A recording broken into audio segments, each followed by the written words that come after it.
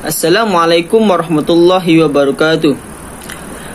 Nama saya Syarif Al-Faiz bin Syarif Fuadi, kelas DSI 4B. Pada hari ini saya dan kumpulan saya akan menerangkan mengenai keterangan saksi. Takrif keterangan saksi. Keterangan saksi atau syahadah dalam bahasa Arab pada asalnya membawa maksud hadir. Dari segi bahasa, ia bermaksud khabar yang pasti.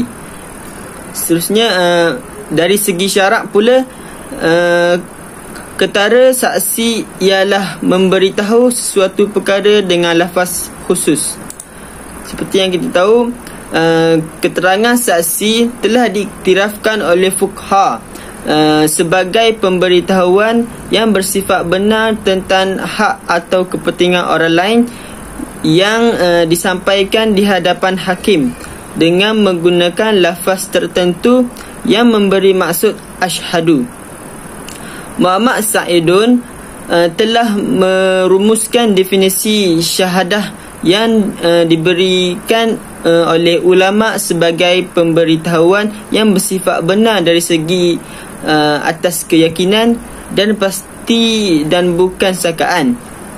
Menggunakan lafaz kesaksian dalam majlis kehakiman untuk kepentingan orang lain ke atas orang lain dan bukan bagi kepentingan pihak yang menyampaikan kesaksian bertujuan untuk mensabitkan sesuatu hak ataupun kepentingan sama ada hak Allah ataupun selainnya. Seterusnya, dalil keterangan saksi. Keterangan saksi adalah sah mengikut syarak berpandukan kepada Al-Quran dan As-Sunnah serta ijma' ulama'. Contoh dalil Al-Quran ataupun hadis yang saya boleh kaitkan dengan keterangan saksi ini adalah dalam Al-Quran dan As-Sunnah Allah berfirman yang bermaksud, dan hendaklah kamu mengadakan 2 orang saksi lelaki dari kalangan kamu. Surah Al-Baqarah ayat 282. Yang kedua adalah Allah juga berfirman yang bermaksud, dan janganlah kamu, wahai orang yang menjadi saksi, menyembunyikan perkara yang dipersalahkan itu, dan sesiapa yang menyembunyikannya, sesungguhnya dia adalah orang yang berdosa hatinya. Surah Al-Baqarah ayat 283. Yang terakhir, yang ketiga, dalil daripada sunnah pula ialah hadis riwayat Al-Ash'as bin Qais radhiyallahu anhu, katanya, pernah sesuatu ketika saya berebut sebuah perigi dengan seorang lelaki. Saya mengadu kes tersebut kepada Nabi Muhammad SAW. Baginda bersabda, engkau hendaklah mengemukakan 2 orang saksi ataupun dia bersumpah. Itu 3 daripada hadis ataupun ayat Al-Quran yang saya dapat daripada berdasarkan buku fiqh jinayat. Wujud ijma' para ulama' bahawa keterangan saksi adalah sah menurut syarak, malah digalakkan. Tiada seorang pun di kalangan ulama' yang menolak amalan ini. Hikmah keterangan saksi. Hikmah di sebalik keterangan saksi ini ialah bagi memelihara dan membuktikan hak manusia. Sekiranya amalan ini tidak dibenarkan, hak manusia akan terabai dan pemiliknya tidak mampu membuktikannya. Sedangkan keadaan tersebut bercanggah dengan matlamat utama Islam, iaitu menyerahkan setiap perkara yang berhak tanpa sebarang pertelanggahan dan pertembungan. Dengan mewujudkan saksi ini, tercapailah matlamat yang dimaksudkan dan kepentingan manusia akan terpelihara. Kiranya ada hikmah lah di sebalik keterangan saksi ni, sebab dengan adanya keterangan saksi ini, kita mendapat bukti untuk sesuatu perkara itu lebih kukuh. Itu saja rasanya. Seterusnya saya akan beri kepada sahabat saya. Assalamualaikum warahmatullahi wabarakatuh. Assalamualaikum warahmatullahi wabarakatuh. Nama saya Muhammad Daniel Hazim bin Muhammad Yahya dari DSI 4B. Saya akan melanjutkan pembincangan kumpulan saya dengan menerangkan tentang jumlah-jumlah saksi, perhatian menurut para ulama dan juga isu-isu semasa tentang saksi. Baik, yang pertama sekali kita pergi kepada jumlah saksi. Jumlah saksi ini mempunyai dua kategori, iaitu hak Allah dan juga hak manusia. Okey, baik, yang pertama sekali ialah hak Allah. Hak Allah ini tidak boleh melibatkan saksi wanita. Sebaliknya hanya saksi lelaki sahaja yang boleh diterima. Ianya kerana keterangan oleh saksi wanita mempunyai syubhat, iaitu lupa dan juga tersilap. Sebagai umat Islam, kita seharusnya perlu berhati-hati dalam membicarakan hak-hak Allah Subhanahu wa Ta'ala. Baik, hak Allah ini mempunyai 3 jenis, iaitu pertama sekali kes yang memerlukan saksi, iaitu tidak kurang daripada 4 orang, seperti yang telah disebut oleh surah An-Nur, iaitu dan mereka yang melimpahkan tuduhan, iaitu tuduhan zina kepada perempuan yang terpelihara kehormatannya, kemudian mereka tidak membawakan 4 orang saksi, maka sebablah mereka sebenarnya dipidanakan, maka saksi mereka.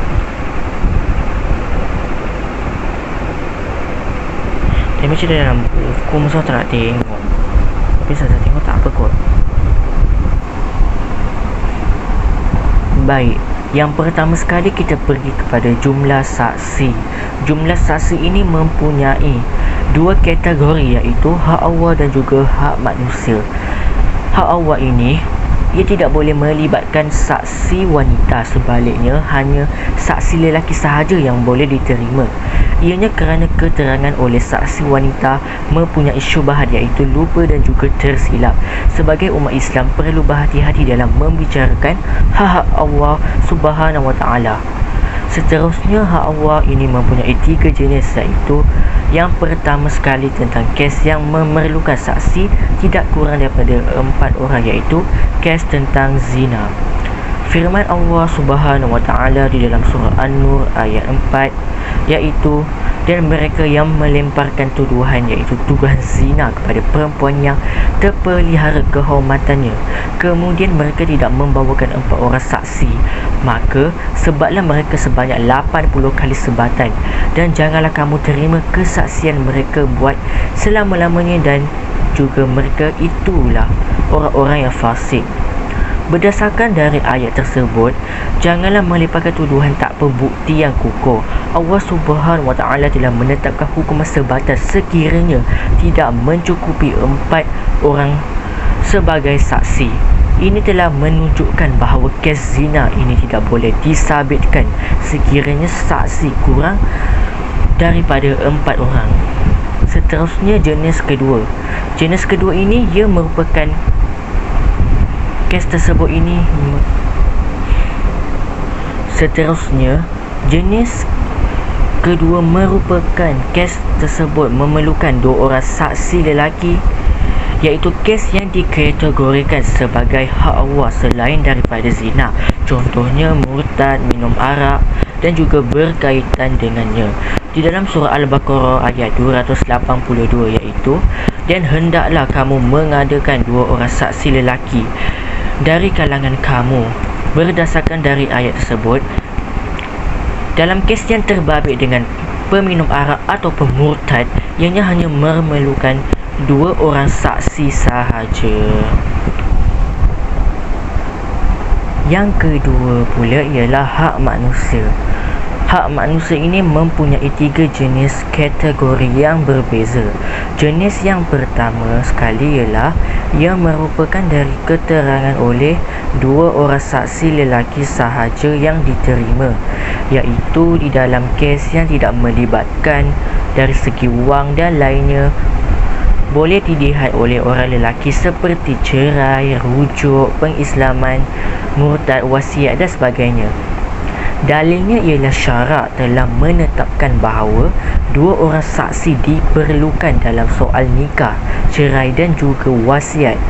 Manakala perkara seumpama dengannya yang tidak melibatkan wang dan tidak disebut di dalam nas telah dikiaskan dalam dalil, iaitu firman Allah Subhanahu Wa Taala mengenai cerai, iaitu maka bolehlah kamu pegang mereka, iaitu rujuk dengan cara yang baik atau lepaskan mereka dengan cara yang baik, dan adakanlah 2 orang saksi di antara kamu.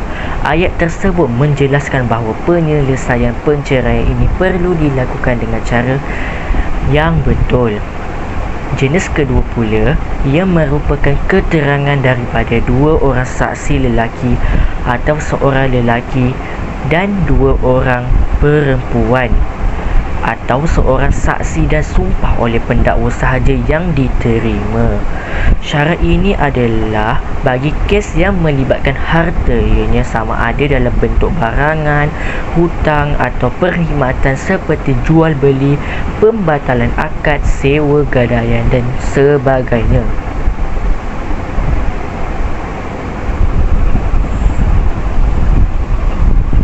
Dalilnya di dalam firman Allah Subhanahu Wa Taala di dalam surah Al-Baqarah ayat 282, iaitu dan hendaklah kamu mengadakan 2 orang saksi lelaki dari kalangan kamu. Kemudian kalau tidak ada saksi, iaitu 2 orang saksi tersebut, maka bolehlah seorang lelaki dan 2 orang perempuan dari orang-orang yang kamu setujui menjadi saksi. Ianya supaya jika yang seorang lupa dari saksi-saksi perempuan yang berdua itu, maka dapat diingatkan oleh yang seorang lagi, iaitu saksi lelaki tersebut. Baik, jenis yang ketiga pula ialah kes yang menerima keterangan 2 orang saksi lelaki atau perempuan atau juga 4 orang perempuan. Kes tersebut ini ia tidak boleh melibatkan lelaki seperti kelahiran dan juga perihal sakit wanita. Dalilnya daripada hadis yang diriwayatkan oleh Ibnu Abi Syaibah daripada Az-Zuhri, katanya menurut sunnah keterangan saksi wanita bagi kes yang hanya melibatkan mereka seperti kelahiran dan juga sakit puan adalah dibenarkan. Baik, seterusnya kita pergi kepada yang kedua, iaitu perhatian. Perhatian ini ialah menurut para ulama keterangan. Baik, seterusnya kita pergi kepada yang kedua, iaitu perhatian. Perhatian ini ialah menurut para ulama keterangan yang membabitkan perbuatan seperti zina, minum arak dan sebagainya hanya akan diterima apabila dilihat sendiri oleh saksi bahawa perbuatan tersebut dilakukan oleh pelakunya. Ianya kerana keterangan yang hanya bergantung kepada apa yang didengar daripada orang lain tidak memadai. Di dalam firman Allah Subhanahu Wa Taala di dalam surah Al-Isra ayat ke-36, iaitu dan janganlah kamu mengikut apa yang kamu tidak mempunyai pengetahuan mengenainya. Baik, seterusnya kita pergi kepada isu semasa, iaitu 2 saksi terlindung kes rogol yang membabitkan Adun Terono selesai memberi keterangan. Baik, pada hari tersebut 2 saksi terlindung termasuk masa kes rogol pembantu rumah yang membabitkan ahli Dewan Undangan Negeri, iaitu Adun Terono Paul Yong Cho Kiong selesai memberi keterangan secara tertutup di Mahkamah Tinggi di sini pada hari tersebut. Mangsa yang mula memberi keterangan pada petang Selasa dan selesai pada tengah hari semalamnya sebelum saksi terlindung yang kedua mula memberi keterangan pada petang selepas mangsa yang pertama, dan ianya selesai pada waktu pagi dalam perbicaraan di hadapan Hakim Datuk Abdul Wahab Muhammad. Selepas itu, mahkamah kemudian telah menangguhkan perbicaraan dan menetapkan pada 16, 17, 18 Ogos dan 28 September depan untuk mendengar keterangan dari saksi-saksi yang lain. Pendakwaan tersebut dikendalikan oleh pengarah pendakwaan negeri Perak iaitu Azlina Rasti, manakala timbalan pendakwa raya Liana Zawawi dan Muhammad Fitri, dan pasukan pembelaan terdiri daripada Datuk Rajab Singh, Saleh Bashir dan Pangyong Nosara. Kedua-dua orang saksi yang terbabit terlindung untuk memberikan keterangan secara tertutup mengikut Akta Perlindungan Saksi pada tahun 2009, iaitu hanya hakim sahaja yang boleh melihat dan peguam hanya mendengar sahaja dan berikan keterangan tanpa melihat saksi tersebut. Berdasarkan dari isu berita tersebut, keterangan saksi ini perlu dititik beratkan. Saksi perlu jujur dalam memberikan keterangan ini supaya pelaku dapat dikenakan hukuman yang setimpal atas perkara yang dilakukannya, dan ia tidak melakukan perkara-perkara yang serius terhadap individu yang lain. Walaupun saksi tidak jujur, pihak mahkamah akan menyelidik supaya pelaku tersebut didapati bersalah ataupun tidak. Jadi untuk mempercepatkan kes tersebut, saksi harus memberikan kerjasama yang penuh terhadap pihak mahkamah. Jadi itu saja pembentangan dari saya. Seterusnya saya menyambung kepada kawan saya yang seterusnya. Assalamualaikum warahmatullahi wabarakatuh. Nama saya Muhammad Abdul Naim bin Abu Bakar.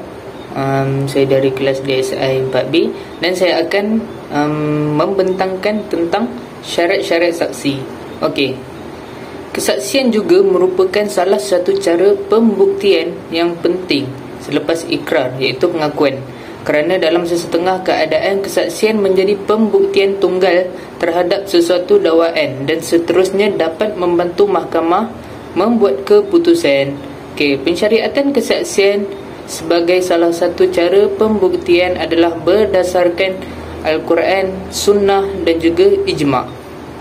Seperti firman Allah Subhanahu Wa Taala yang bermaksud, wahai orang-orang yang beriman, hendaklah kamu menjadi orang-orang yang sentiasa menegakkan keadilan, lagi menjadi saksi yang menerangkan kebenaran kerana Allah, sekalipun terhadap diri kamu sendiri atau ibu bapa dan kaum kerabat kamu.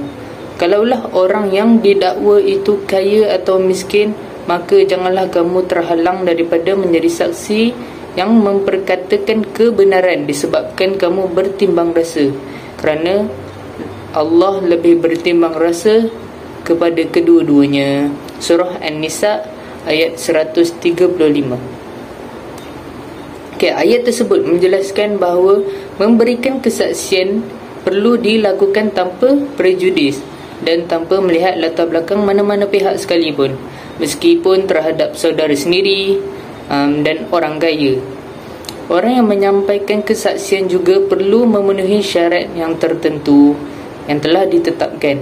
Syarat-syarat saksi yang tersebut adalah: yang pertama, Islam. Syarat ini sangat penting kerana berbezanya antara Islam dan juga yang bukan Islam, iaitu kafir.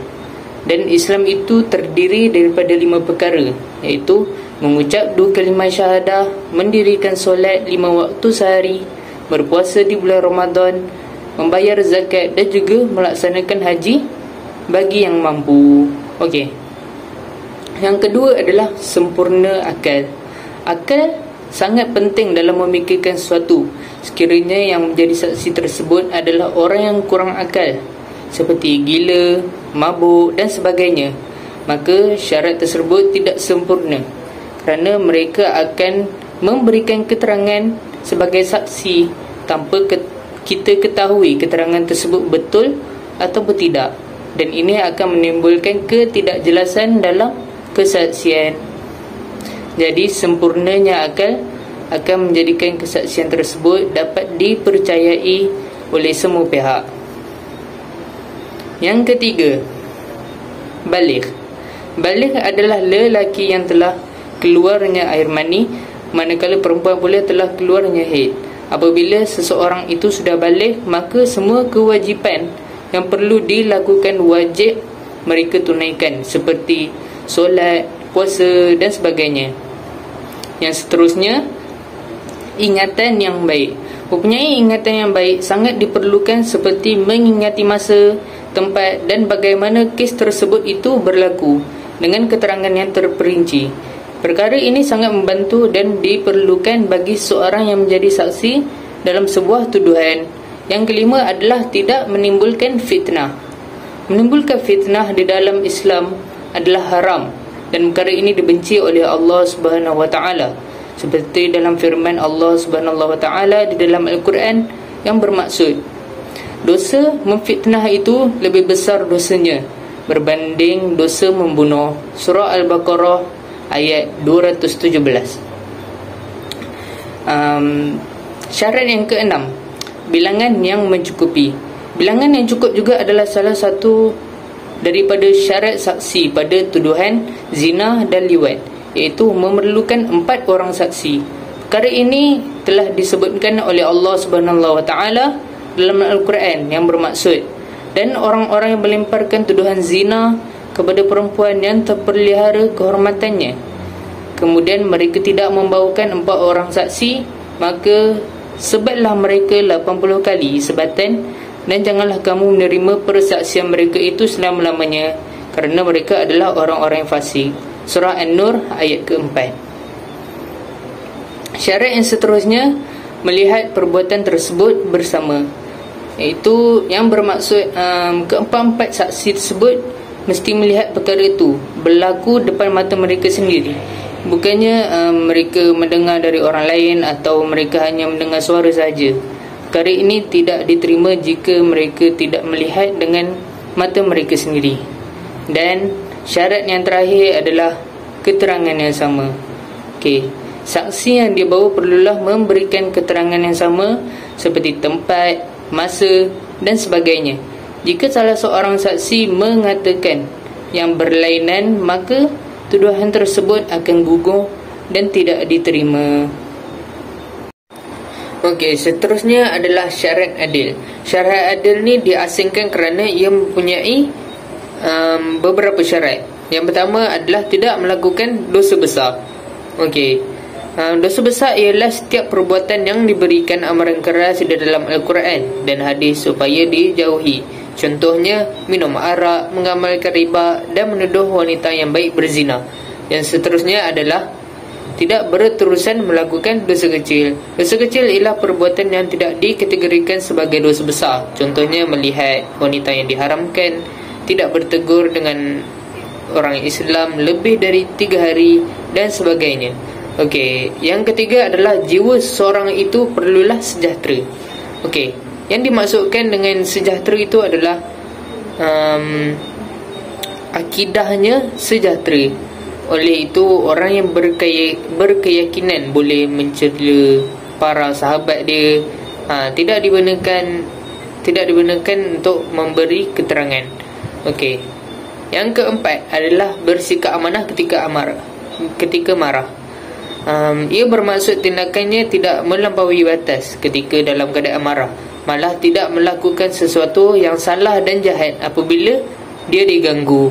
Yang kelima adalah menjaga maruah. Ini yang terakhir.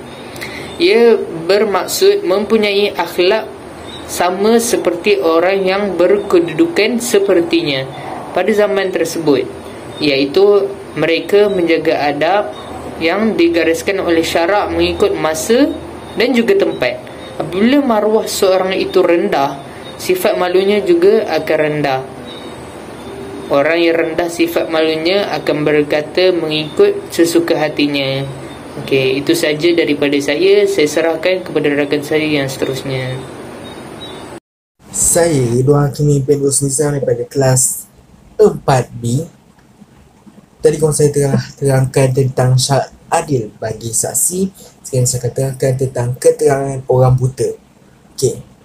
Pada asalnya keterangan orang buta ni dia tidak dibenarkan kerana dia tak dapat membezakan antara pihak yang bertegah. Sebenarnya dia ada 5 perkara dalam keterangan tersebut. Yang pertama iaitu kematian. Yang kedua, keturunan. Yang ketiga, milik mutlak. Milik mutlak ni dia contohnya macam dalam kes seseorang itu dia mendakwa sesuatu sebagai miliknya dan tiada siapa yang membantahnya.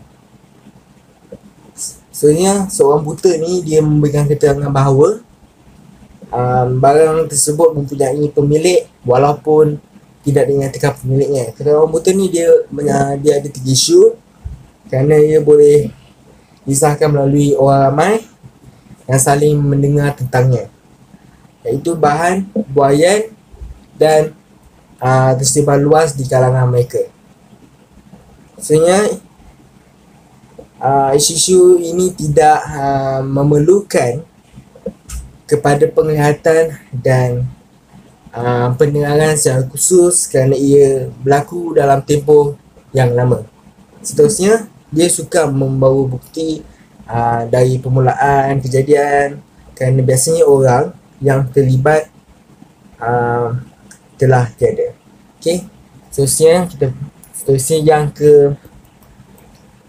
yang keempat adalah terjemahan yang jelas dan terang. Maksudnya di sini ialah keterangan tu dia perlu disampaikan oleh pihak yang tegah tu dan para saksi.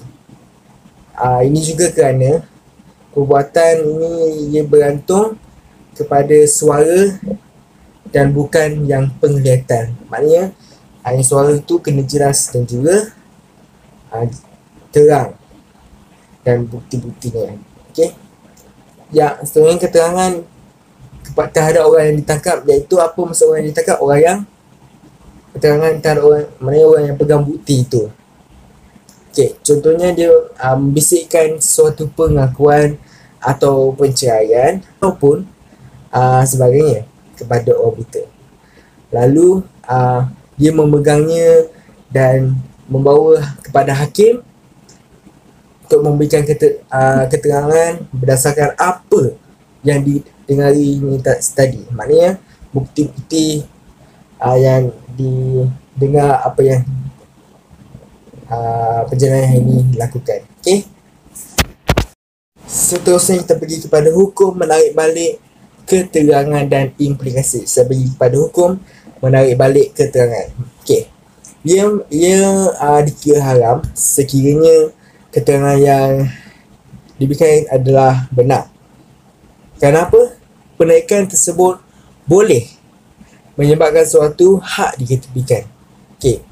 Saksi yang menarik balik tu keterangan boleh dianggap sebagai menyembunyikan keterangan Allah seperti firman Allah yang bermaksud, dan janganlah kamu wahai orang yang menjadi saksi menyembunyikan perkara yang persaksian itu, dan siapa yang menyembunyikan maka sesungguhnya ia adalah orang yang berdosa hatinya.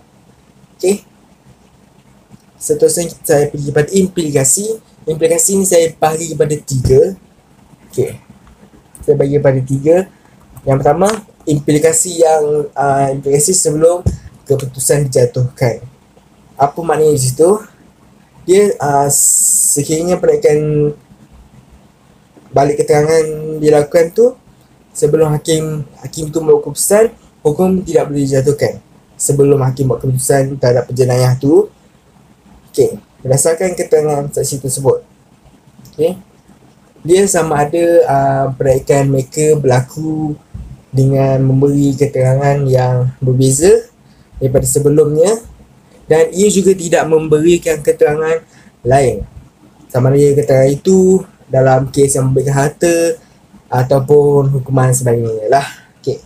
Next kita pergi kepada implikasi untuk selepas keputusan dibuat dan sebelum hukuman dilaksanakan. Macam mana tu?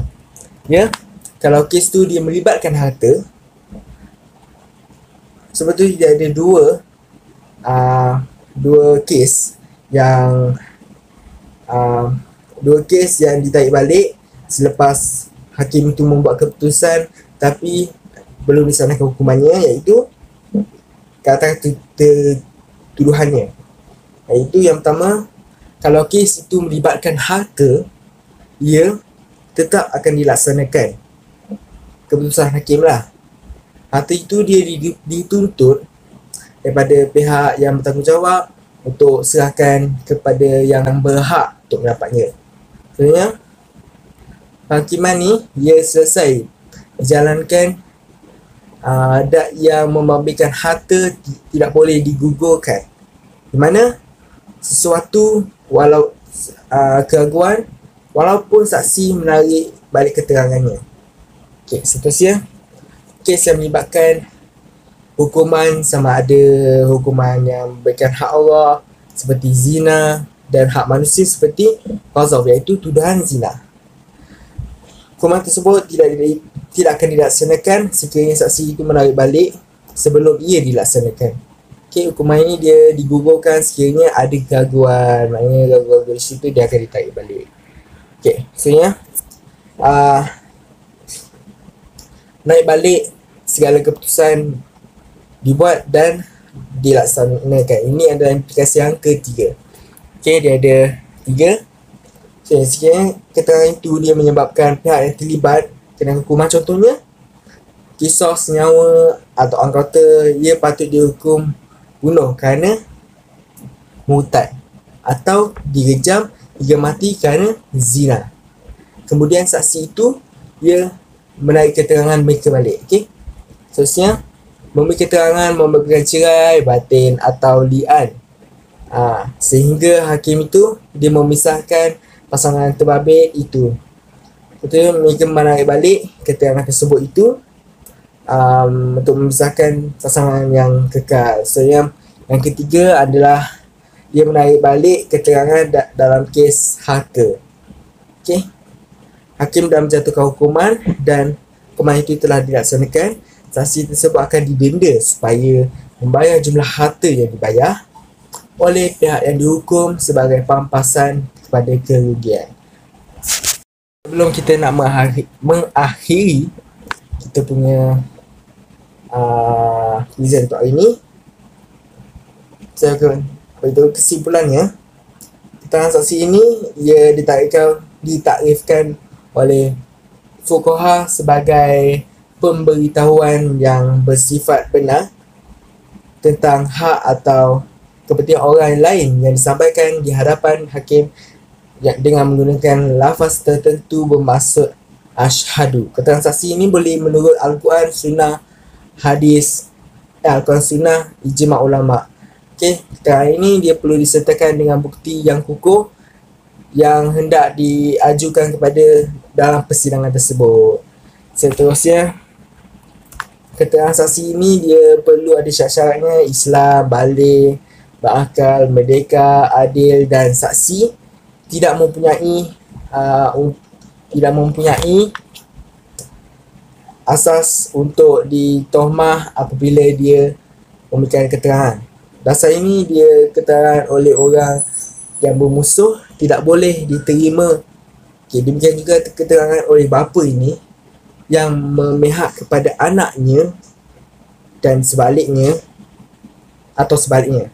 Ia kerana kewujudan tomahan, wujudnya niat jahat terhadap musuh dan atau wujud sikap bersebelah kepada bapa atau anak. Akhir sekali, apabila saksi menerangkan segala bukti, ia juga mestilah bercakap dengan jelas. Oleh itu, ia tidak dibenarkan walaupun isyarat yang digunakan boleh fahami. Okey, itu adalah orang bisu. Orang bisu dia tidak dibenarkan untuk bercakap. Seterusnya, saksi mestilah sedar lagi prihatin. Okey, orang yang dungu atau leka tidak boleh diterima keterangannya. Yang paling penting bagi keterangan saksinya ialah ia perlu mencukupi syarat-syaratnya serta bukti bahawa kenyataan itu adalah benar. Itu sahaja daripada saya, daripada kumpulan kami. Wabillahi taufiq wal hidayah. Assalamualaikum warahmatullahi wabarakatuh. Sekian, terima kasih.